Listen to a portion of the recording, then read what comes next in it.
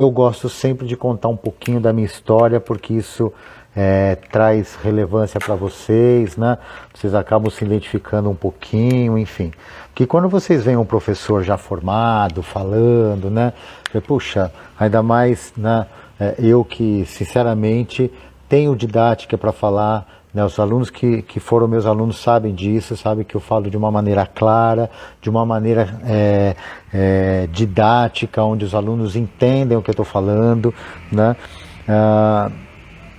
Então, e aí o pessoal que é do... Assim, e aí vem essa minha forma de falar, né?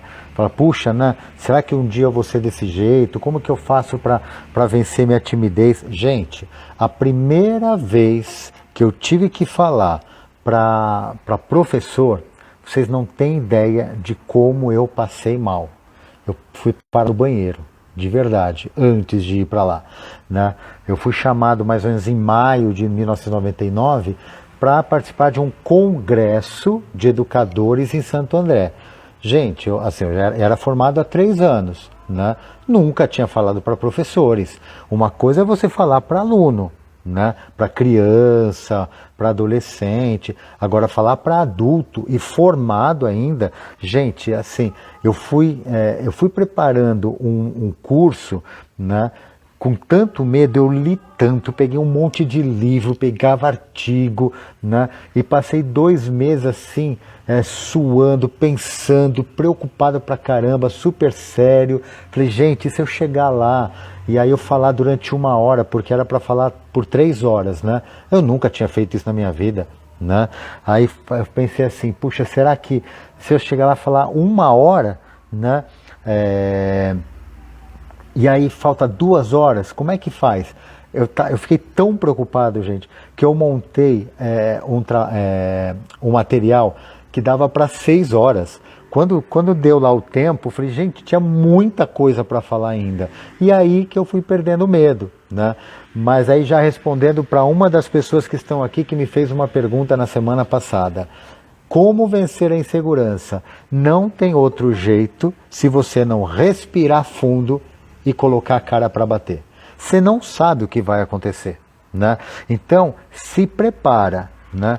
Leia. Puxa, eu tenho o que falar. Eu vou dar aula na escola, é a primeira vez, é a primeira turma que eu vou pegar, nunca dei aula na minha vida, só dei aula no estágio, mesmo assim foi algumas aulinhas só, com o professor junto. Como é que eu faço para assumir uma aula só minha?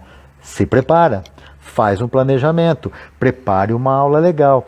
E uma dica para vocês, gente, para quem ainda tem assim, esse medo, né? Não tem experiência, prepare algo que você tenha tranquilidade para aplicar. Prepare algo que você tenha assim, mais domínio, que você acha que você tem mais preparo, né? A gente fala bastante assim dos professores rola-bola, que é bola para os meninos e queimada para as meninas, né? Se você, por exemplo, tem segurança de dar uma queimada, e a queimada é algo que vai agregar todo mundo, não tem quem não gosta de uma queimada, comece com a queimada, né? E aí pensa um outro joguinho diferente e tal, e aí você vai ganhando experiência, vai ganhando segurança, vai ganhando maturidade e as pessoas vão começando a aprovar o seu trabalho, né? Então você pode ter certeza, se você fizer uma aula com algo que você domina, né? No final da aula os alunos vão falar, puxa, Pro, que legal sua aula, gostei muito, viu? Bacana, né?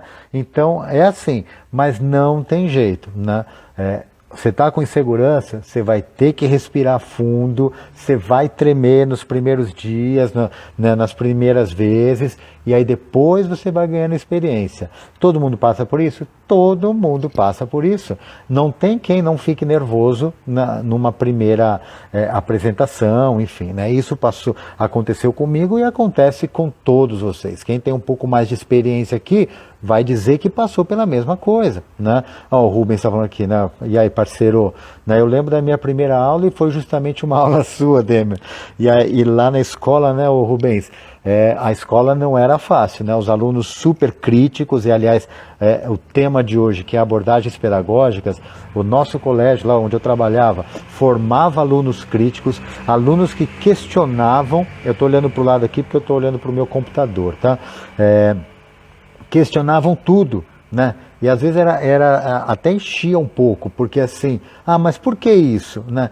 Aí você falava alguma coisa, geralmente tal coisa acontece assim, assim. Aí sempre tinha um aluno que falava assim, nem sempre. Aí você tinha que falar assim, não, eu sei que é nem sempre, mas geralmente e tal. Então, assim, era uma escola super crítica. Aí você imagina o Rubens pegando, né, ali, assumindo uma aula, ainda bem que era uma turma, né, ele era estagiário, né, porque pegar uma turma extremamente crítica, você sendo um professor iniciando, é bem complicado, né? Aconteceu justamente tudo isso e mais um pouco, né? Depois, se der hoje, Rubens, até abro um pouquinho para você falar como que foi essa experiência aí, que eu acho que é legal você contar para o pessoal, tá bom? Beleza, já entrou bastante gente aí, né? Muito legal, estou muito feliz, espero que vocês tenham gostado ontem da minha live, muita gente aí curtiu, né? Muitos estão voltando aqui hoje, estou vendo aí a professora Lívia, né? Que eu estou acompanhando as atividades dela, ela tem colocado coisas muito legais, gente. Quem não acompanha a professora Lívia Porfírio, né? É um perfil bem bacana, ela coloca desafios lá e qualquer hora, Lívia, eu vou me preparar para me apresentar lá, pode ter certeza. Vou fazer uma dos seus desafios lá, filmar e postar para todo mundo ver. Mas, gente, é isso. Abordagens pedagógicas, que bicho é esse? Beleza, Márcia, valeu. Então tá bom, maravilha. Que bicho é esse? Gente, é assim, eu já ouvi na faculdade alunos, né? Foi pouquíssimo, né? Porque a grande maioria entende a proposta, né? Teve um aluno que tentou questionar comigo há mais de 10 anos atrás, professor, mas porque ele quis questionar exatamente pela prova, porque ele respondeu coisa errada lá na prova, um aluno chato da faculdade, e aí ele quis questionar comigo, eu tenho a minha tia, ela é professora em escola, e ela diz que esse papo de abordagem pedagógica nenhuma escola usa, né? Falei assim, sinto muito se a sua tia não usa, né? Vou fazer o quê? Porque aí você está demonstrando que você não entendeu, né, a nossa conversa aqui sobre abordagem pedagógica. Sinto muito, então você vai trabalhar como você acredita. Mas essa questão aqui que você respondeu está errada por isso, né? Enfim, ele ainda tentou argumentar, mas depois ele baixou a bola. E eu estou falando tudo isso por quê? Porque eu tenho certeza que uma grande parcela dos professores que se formam, estudam abordagem pedagógica na faculdade, responde e pronto, sai da faculdade e nunca mais se preocupa com isso, né? Se preocupa com o conteúdo que tem que ser dado, com uma aula bem dada, uma aula bem bacana, mas sem preocupação com qual abordagem eu estou seguindo, que tipo de aluno que eu estou formando, né? Qual é o meu posicionamento político com relação a isso. A escola é construtivista, mas eu vou fazer do meu jeito aqui, pronto, acabou, né? Infelizmente é dessa forma.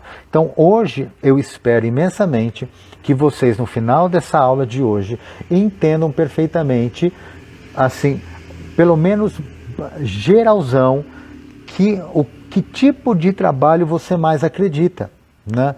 Mas é claro, o trabalho que você, professora de educação física, vai fazer na escola, tem que estar atrelado ao PPP da escola, que é o Projeto Político Pedagógico.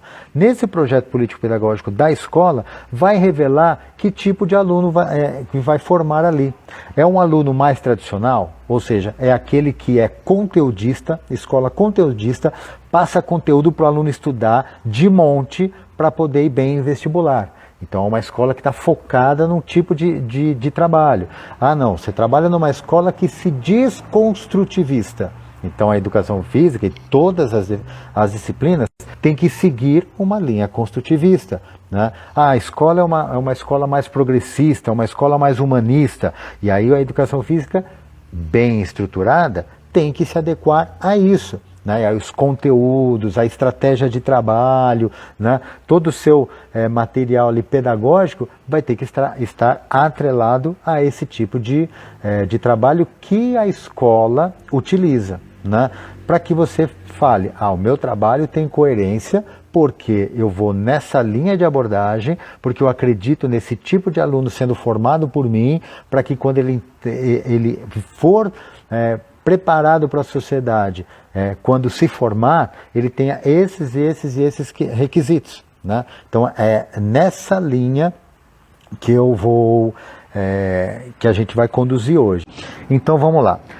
Primeiro, a abordagem pedagógica, hoje eu comentei com vocês no Instagram falando o seguinte, que eu vou falar de uma forma prática, didática, sem ficar entrando muito e filosofando demais. Vocês vão falar, caramba, eu ouvi a abordagem pedagógica na faculdade de um jeito e eu nem imaginava que era mais simples de entender do que dessa forma que Demerval está falando. Então vamos lá. Primeiro, a abordagem pedagógica define, como eu falei agora há pouco, que tipo de aluno o professor quer formar. Tá? Que tipo? Então eu vou colocar aqui, né, a próxima tela. Você quer formar um aluno que reproduz movimento? Então você vai, explica o que tem que ser feito, né, e o aluno executa, ele reproduz. E mais, você é alguém que demonstra. Eu demonstro o que tem que ser feito e o aluno vai e repete os movimentos que eu tenho que fazer, né? É esse tipo de aluno que você quer formar? Ou que você está acostumado a formar, né? Ou que você acredita que deve se formar. Próximo, outro tipo de aluno, desenvolve proficiência motora, relacionando com as atividades cotidianas. Então, tudo que se faz na quadra, né, tem uma relação, o professor sempre faz uma relação para o seu dia a dia, uma relação para o cotidiano. Por exemplo, olha, é importante vocês melhorarem a velocidade de reação para que você não deixe cair um copo no chão, para que se vier uma bola na sua direção você consiga desviar, enfim, né? Se baseia nas fases de desenvolvimento e a progressão das habilidades do simples para o complexo. Aqui eu estou falando de um determinado tipo de abordagem.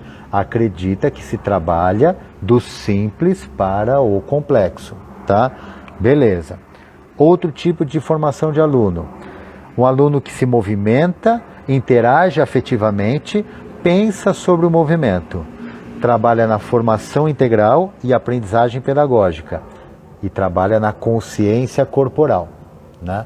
Então alguém aí já está identificando que tipo de abordagem é essa. Uma outra, um ser criativo, que resolve problemas e desafios propostos, constrói conhecimento. Espera só um pouquinho, só ajeitar aqui um negócio. Aqui. Constrói conhecimento na interação com os seus pares, com os seus colegas, com o professor, parte do conhecimento prévio do aluno. Então, o que o aluno traz, o professor começa a trabalhar em cima disso e vai construindo junto com o aluno conhecimento. Você acredita nesse tipo de aluno? Né? É aquele que reflete, né? Não é aquele que recebe tudo pronto. É aquele que cria, que discute e ele vai construindo o seu conhecimento. Né? É esse tipo de aluno. Próximo. Você forma um aluno crítico, reflexivo perante as atividades, suas histórias, contextos sociais, políticos, econômicos, culturais. É uma outra forma de olhar o aluno. Próximo, se preocupa com o seu bem-estar, né? Você leva o aluno a se preocupar com o seu bem-estar, com a sua qualidade de vida dentro e fora da escola. Então, o professor que acredita nesse tipo de formação vai assim, trabalhar maciçamente para que o aluno se preocupe com a sua qualidade de vida e ele melhore a sua saúde fazendo atividade física, né? Mais um cidadão consciente dos seus direitos e deveres para viver em sociedade. É uma outra forma de atuar. E aí, gente, olha só, os conteúdos que você vai trabalhar, né, são os mesmos? Muitas vezes são, né? Cada uma das abordagens trabalha lá handball. Só que cada um trabalha de um jeito. Por quê? Porque vai formar um aluno lá no final com uma cabeça diferente. Né? Cada abordagem forma um aluno com uma cabeça diferente da outra. Né? Se você ensina o handball pelo handball, é um tipo de aluno que você forma. Se você reflete em cima do handball com relação às influências culturais e sociais, é um outro tipo de aluno que você forma. Né? Então, tá acompanhando, gente? Vamos lá, continuando. Agora eu quero fazer uma pergunta. Que fator foi responsável para que o esporte se tornasse predominante nas escolas brasileiras? Boa lá! Patrick acertou. Ditadura. Buscava o rendimento nas Olimpíadas. Nota 10. É isso aí, né? Então, olha só. Vai lá, resposta. Regime militar da década de 1960. Antes da década de 60, como que era a educação física? Higienista e militarista. Eu, quando fiz o meu ensino médio na década de 80, eu peguei um professor que era militarista, né? Então ele dava ordem unita, direita volver, era corrida em volta da quadra, era meia hora correndo, exercício pra caramba, exercício físico, enfim. Só que na década de 60, o regime militar, no final da década de 60, ele fez o quê? Ele elevou o esporte à razão de Estado. Ele tornou o esporte um item importante como educação, saúde, transporte, habitação. Então o esporte ganhou a mesma importância. Por isso que os políticos, sempre quando tem campanha eleitoral, falam de que vai construir ginásios, que vão construir parque, porque o esporte e o lazer passaram a ser relevantes.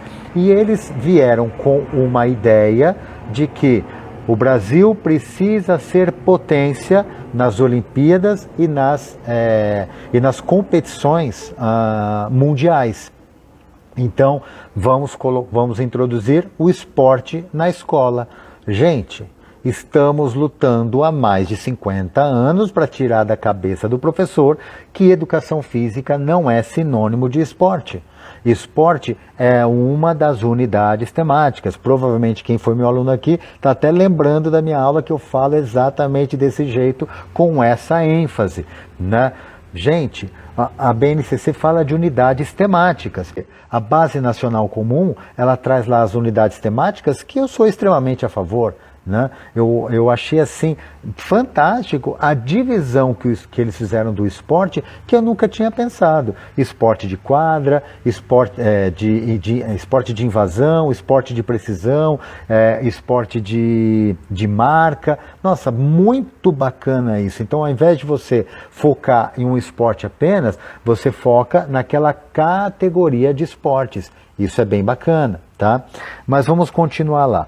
Então, a ditadura militar fez esse trabalho e a gente está tendo que desconstruir ao longo de décadas em cima de décadas. No final da década de 80 e década de 90 é que tiveram muitos autores que trouxeram abordagens pedagógicas diferentes. Aí escreveram livros com pensamentos do que era a educação física, né? E é claro, seguindo as tendências pedagógicas da educação, tá?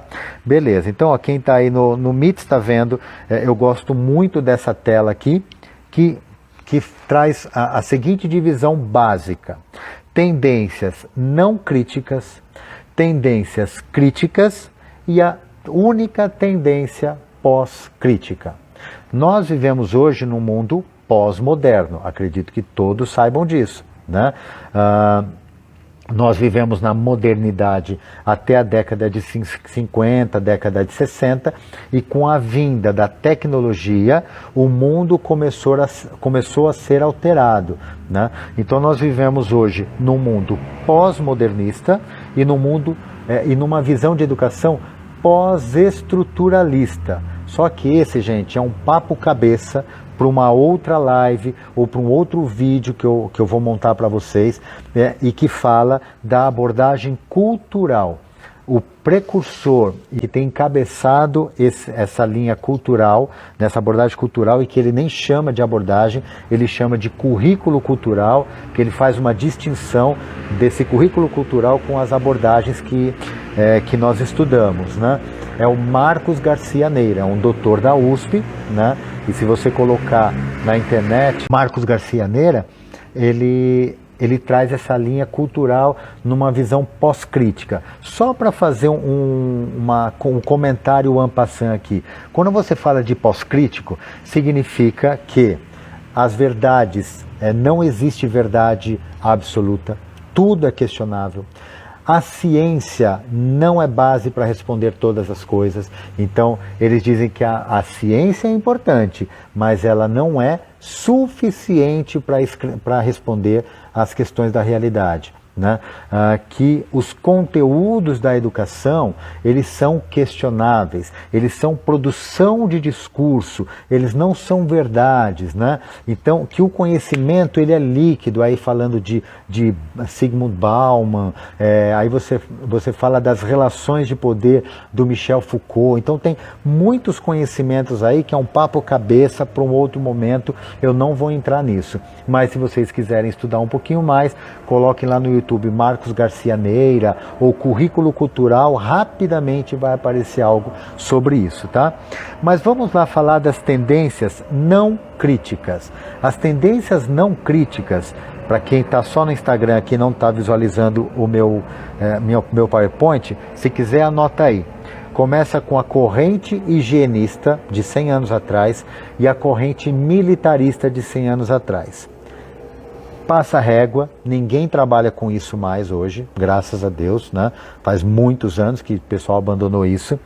E aí logo em seguida entra a linha esportivizante junto com a tecnicista. Então na época lá da década de 60 e 70, nós vivíamos, né? O mundo vivia a tendência tecnicista de educação.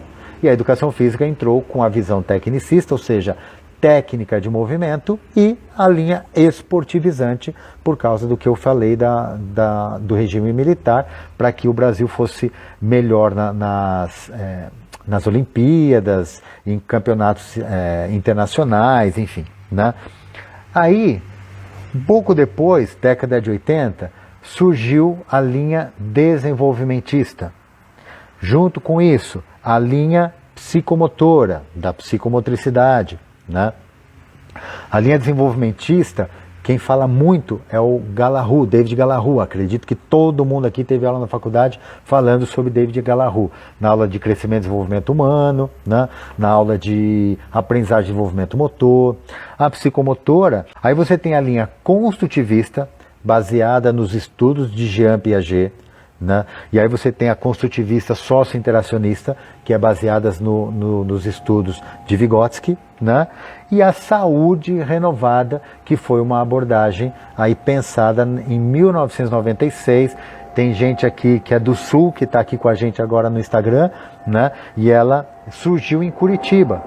Eu sei que várias escolas tentaram e algumas implantaram, né, a visão de saúde renovada nessas escolas, mas pelos meus estudos isso não pegou para o resto do Brasil.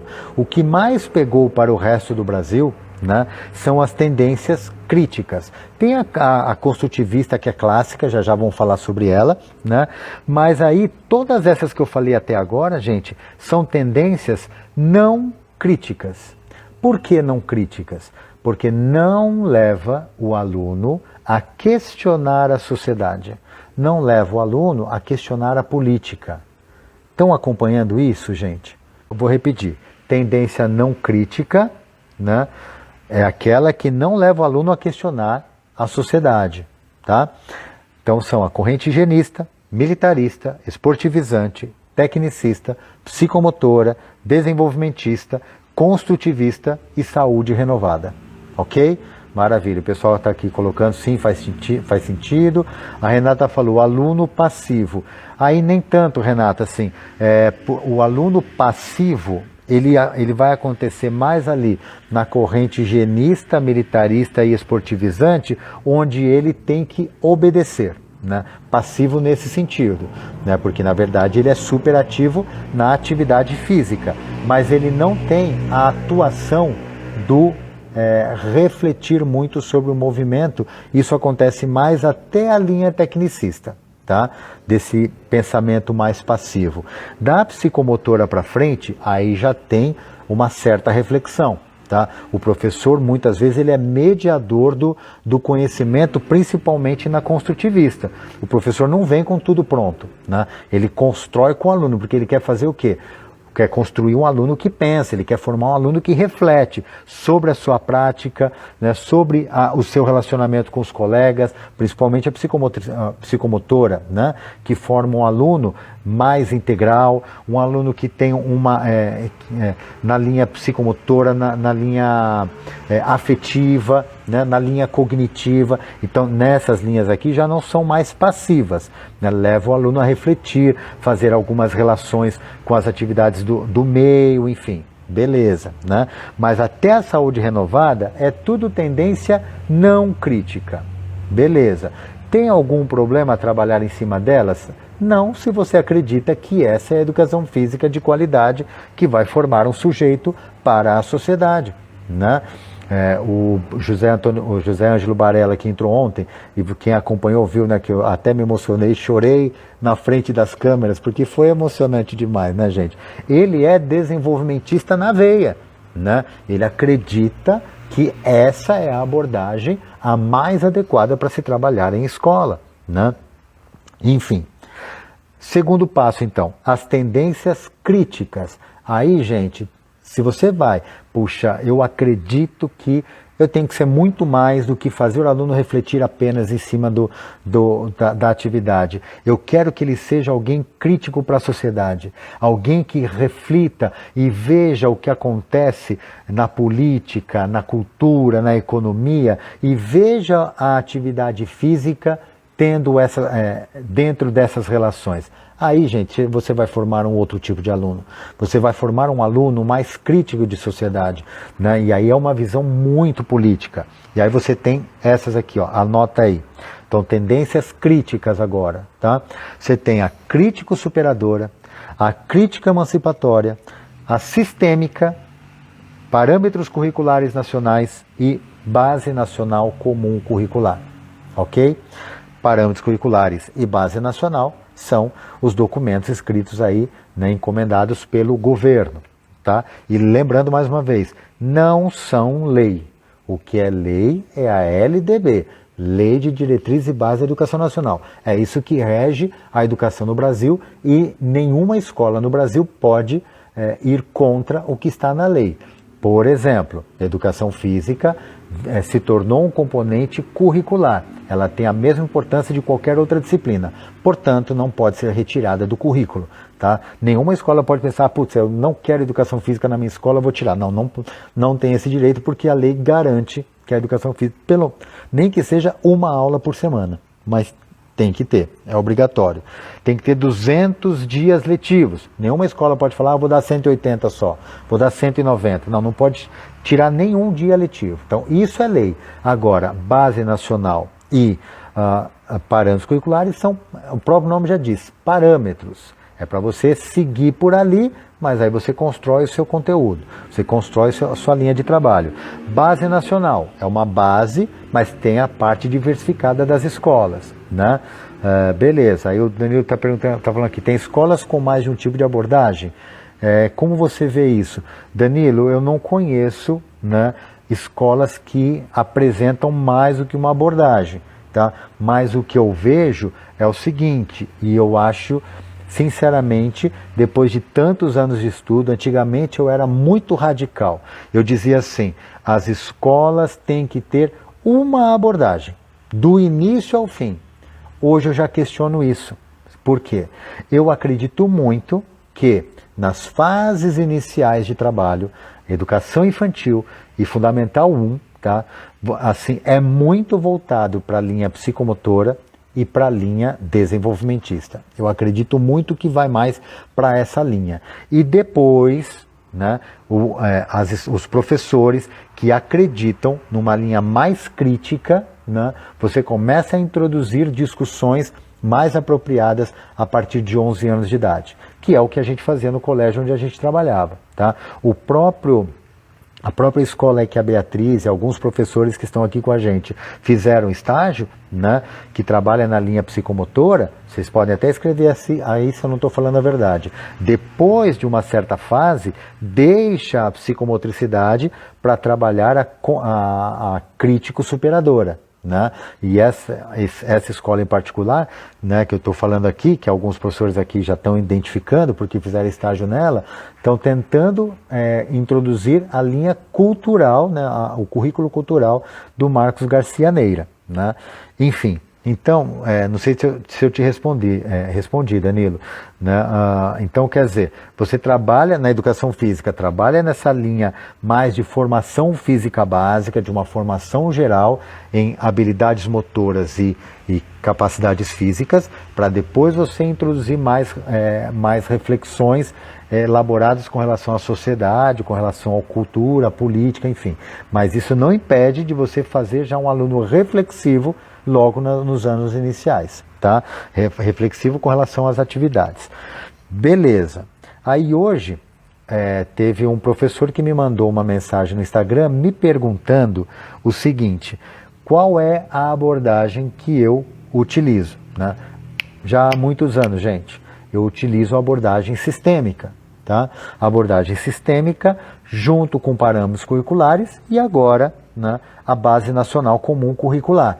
Então ali você tem muito conteúdo de importância, de relevância, que fazem a educação física que eu acredito e trabalho há muito tempo, né? Então vamos lá, retomando agora, deixa eu ver aqui, não, deixa eu voltar aqui, depois eu falo sobre isso, deixa eu voltar aqui só no slide anterior. Então, olha só, a linha esportivizante tecnicista, como eu já disse, trabalha o esporte, né? Trabalha a técnica do movimento.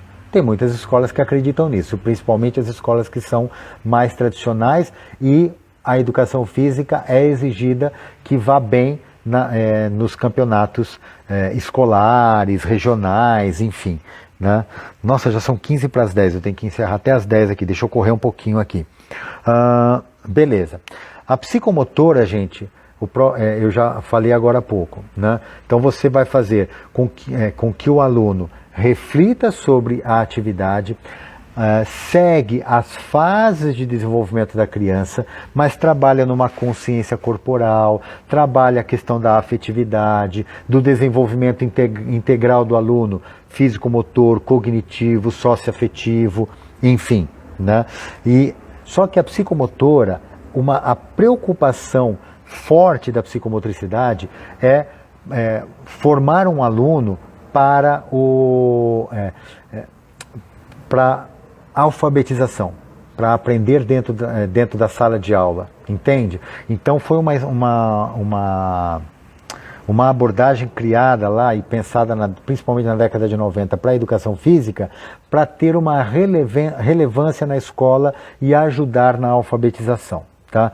Então, você tirando isso, porque os estudos atuais acreditam que a educação física não está na escola a serviço de outras disciplinas. O que a gente faz é um trabalho interdisciplinar, um trabalho junto com outras disciplinas. Aí bacana, e também isso é um motivo de uma outra live, de um outro conteúdo nosso aí para eu passar para vocês. Beleza.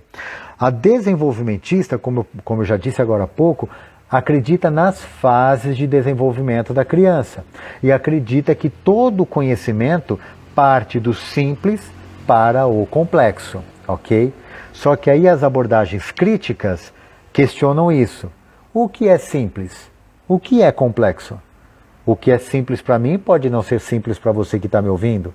O que é simples para uma criança que tem uma vida superativa, que sobe em árvore, que nada no rio, né, que brinca na rua o tempo inteiro, né? Para ele algo pode ser extremamente fácil, né, tá com 7 anos, para uma outra criança que vive no apartamento que pode ser extremamente difícil, né? Então as linhas mais críticas começaram a questionar esse tipo de visão, né?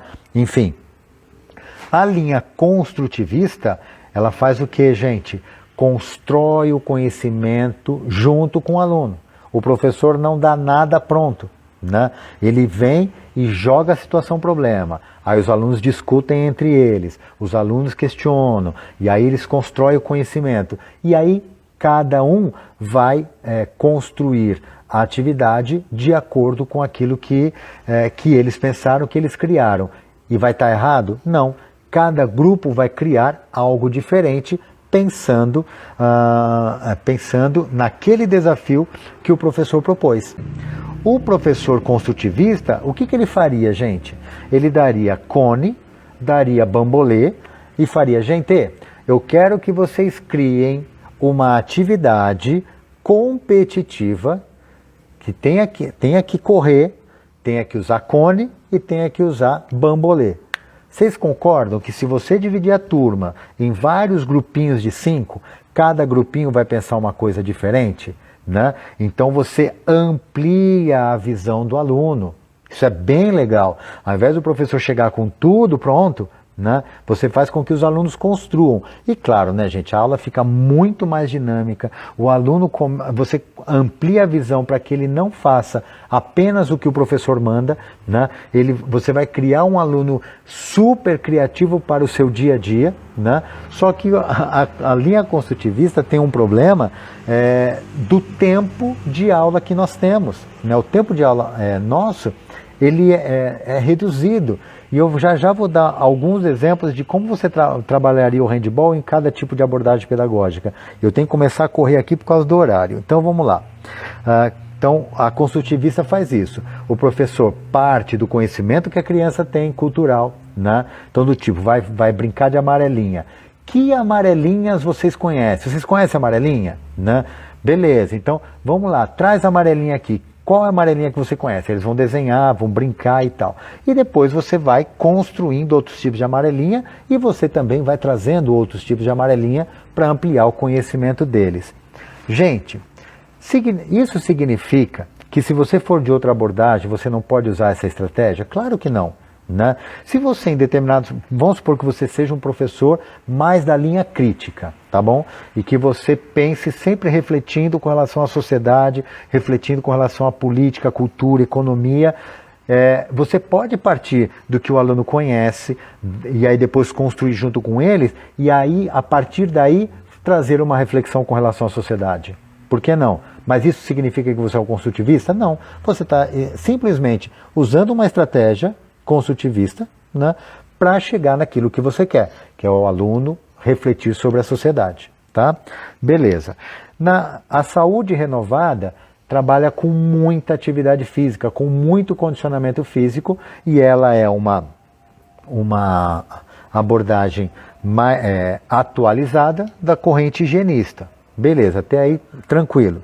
Quando você vai para a crítico-superadora, e a crítica emancipatória, olha só, ela é uma linha mais voltada para a visão política de educação. E aí, se você for estudar a fundo, gente, quais são as escolas mais propensas para trabalhar a crítico-superadora e crítica emancipatória? Escolas de nível socioeconômico mais baixo. Por quê? Questiona o poder, questiona a classe, a elite, né? Questiona as coerções que a sociedade exerce sobre eles. A crítica emancipatória, por exemplo, acredita que você pode usar a educação física para que o aluno reivindique melhores condições de vida, né, de moradia, reivindique melhores condições de trabalho, melhores condições de atividade física no bairro onde você mora, né? Só que a Base Nacional Comum Curricular e os parâmetros curriculares também fazem isso, porque no final das contas querem formar o quê? Um cidadão consciente dos seus direitos e deveres para viver em sociedade. Tá? As outras abordagens das não críticas não criam esse tipo de aluno. Tá? Agora, se você quer fazer um aluno que reflete sobre a sociedade, aí você vai para essa tendência crítica, né? E aí você tem que trazer reflexões, né? E no curso que eu já comentei com vocês, que eu preparei, que na semana que vem eu vou falar um pouquinho mais, né? E vou divulgar para vocês, a gente vai aprofundar essas questões um pouco mais ainda. Como você fazer, porque aí eu vou trabalhar na linha que eu mais acredito, né? Aí eu vou trazer como que eu sempre trabalhei e como você fazer. Puxa, porque é muito muito fácil não, é assim, você lê muito conteúdo, fica muito abstrato, tá? Mas como é que eu coloco isso na prática na minha escola? Então, junto comigo, e eu quero, ao longo desses dias que nós estamos vivendo, assim, trazer você na minha mão, né? Pegar na mão de cada um de vocês e ir caminhando para que a gente construa uma educação física mais reflexiva, né? Então é isso, é a gente trabalhar junto nessa relação. Ah lá, legal, né? A professora Dayana está falando aqui, essa parte do aluno criar eu faço também, beleza, então quer dizer, ela está sendo ali uma professora mediadora, não é aquela professora que apenas manda e o aluno executa, não, vamos a partir disso que a gente montou aqui, o que mais a gente pode fazer, né? Beleza. A Andresa está falando aqui, eu vou para a parte da abordagem construtivista, onde faz que o aluno crie, beleza. Só que não é só criar, é criar junto com os outros, porque a construtivista acredita nessa interação com os colegas, não é criar sozinho, é criar sempre em dupla, em trio, em quarteto, em grupo, enfim, né? Beleza, então terminando, a sistêmica, ela não tem essa visão política, ok? Por isso que eu acredito mais nessa visão de sociedade, inclusive que eu nunca trabalhei em escola de nível socioeconômico mais baixo, né? Talvez se eu trabalhasse, eu investisse mais na crítica superadora e crítica emancipatória. Eu trabalhei mais em escolas de classe média, escolas de classe média alta, então eu acredito na sistêmica, que vê o quê?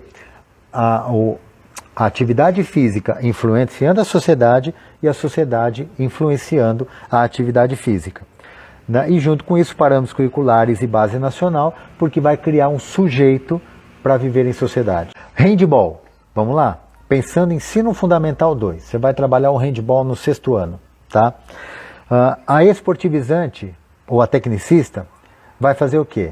Vai ensinar todas as regras do esporte, e vai botar para jogar. E aí começa lá com a técnica de movimento. Vamos trabalhar arremesso? Você vai treinar 50 vezes para acertar no lugar certo do gol, né? Vai fazer drible? Aula inteira só de drible, né? E vamos fazer vários tipos de drible. E vamos até a exaustão com drible, né? Aí depois vai fazer passe, uma aula só de passe, porque tem que melhorar o passe. Então percebe que a aula de educação física tecnicista, ela vai muito para a linha de treinamento e você está formando um atleta ao invés de formar um sujeito. Beleza. Próximo, desenvolvimentista, vai fazer o quê? Toda atividade que vai trabalhar ali vai ter uma forma que o professor vai refletir sobre as atividades do dia a dia, sobre o seu cotidiano e falar sobre o desenvolvimento que a educação, o handball está trazendo para ele.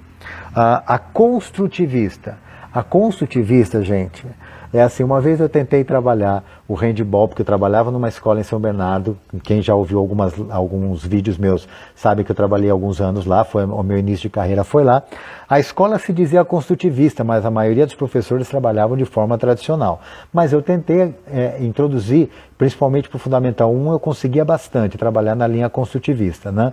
Mas eu fui introduzir isso no 6º ano. Gente, construtivista para handball é assim, né? Você não dá as regras prontas. Você pergunta lá, vocês sabem o que é handball? Uns vão saber, outros não, uns vão falar, né? Handball é um futebol que joga com as mãos, não é um basquete que tem que fazer gol, beleza. Então vocês sabem que tem que jogar com a mão, legal. Então vamos jogar, vamos ver o que vocês sabem sobre isso.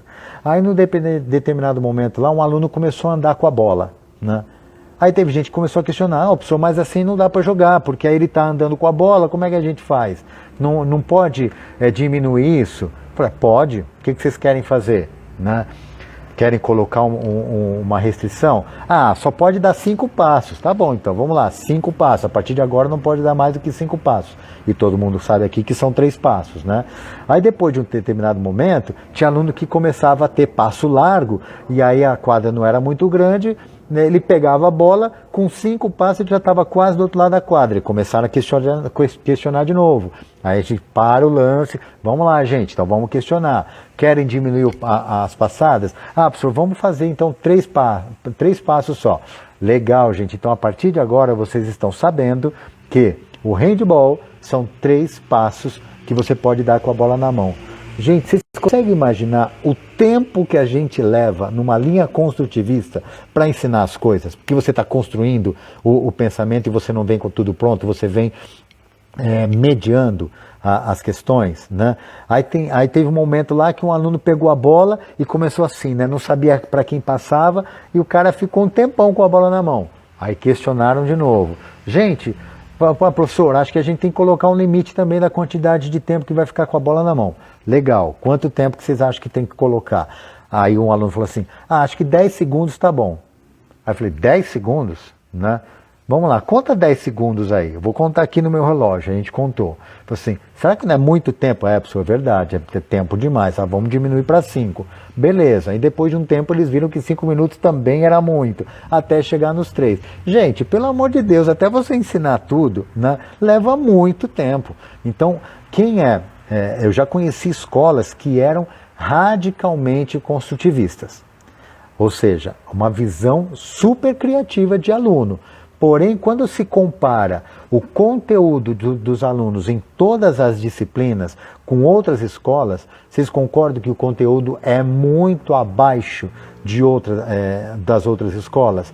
Mas tem escola, tem pais, né, que acreditam nesse tipo de linha de educação, tá? Ok, né? Mas uma linha radical de construtivismo é complicado, porque tem hora que você precisa avançar, porque você também tem conteúdos a serem atingidos. Tá? E a saúde renovada vai sempre trabalhar na linha da inclusão, porque eles vieram muito forte com essa questão, a educação física para todos, né? Mas sempre visando melhorar a qualidade de vida da população. Beleza. Aí continuando, acho que esse é o último slide, o handball na crítica superadora vai sempre levar o aluno a questionar a luta de classes. Tá?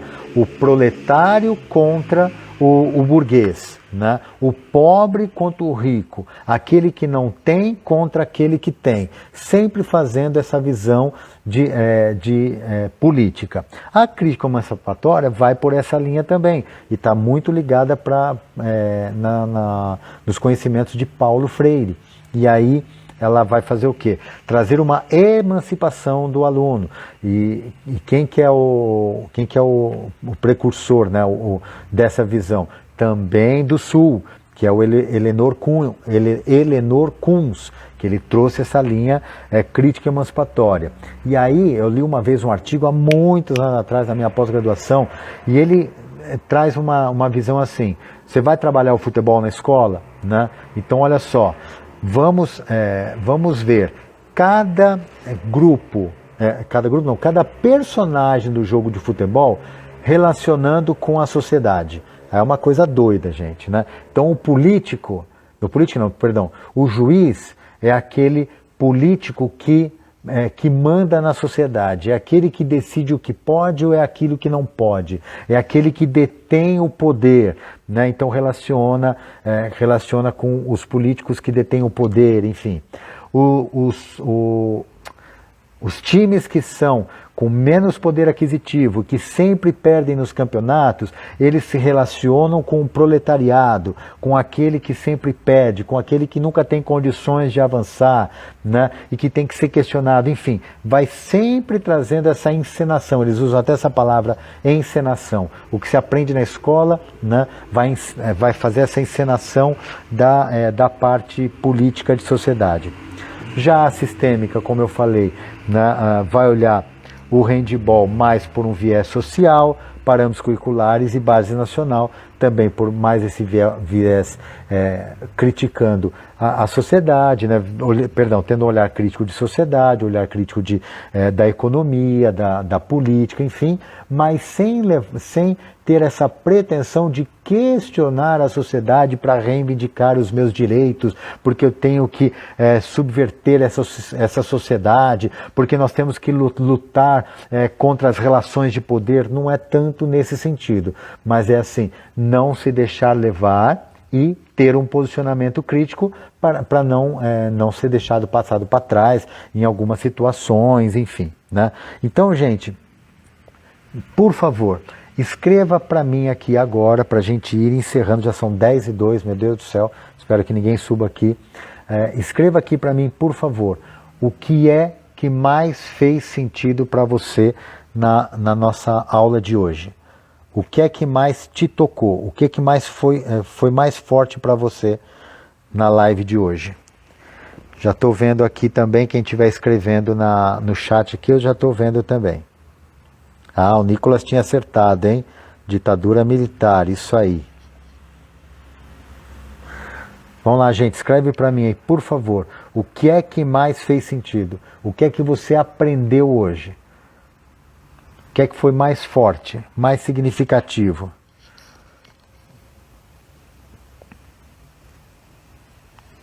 Que tipo de aluno a gente forma e que tipo de professor a gente é? Beleza, exatamente isso. Demerval, só uma pergunta, acredito que o professor pode obter mais de uma linhagem de trabalho ou é melhor focar em uma? É o que eu falei no meio da nossa live de hoje, Bianca, respondendo a pergunta do Danilo. Eu acredito que nas fases iniciais você trabalha uma linha, né, uma linha de abordagem e depois quando você entra lá para o Fundamental 2, Ensino Médio, você já pode focar numa outra abordagem. O que não dá é você ficar com abordagens super diferentes. Então, quando eu falo sistêmica, parâmetros curriculares e base nacional, é tudo muito próximo, é tudo muito ligado, tá? O que não dá para você falar é que você